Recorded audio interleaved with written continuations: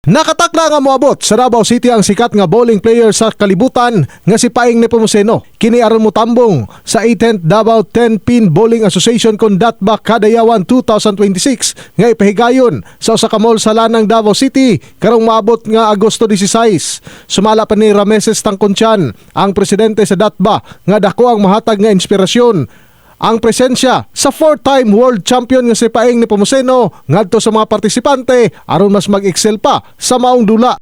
Yes, if you notice, but now we are inviting once again inyong mga anak willing kaning nga sports. Daghang klase nga sports but this bowling is unique. Og diri jud tan ay edge nga makadaog.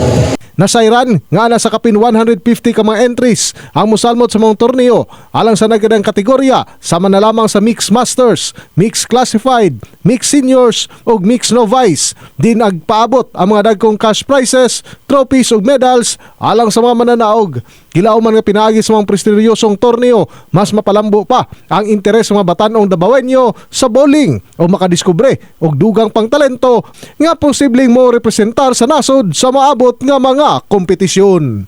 In the heart of changing lives, ako si Brigada Julius Pacot alang sa 93.1 Brigada News FM Davao, the Music and News Authority.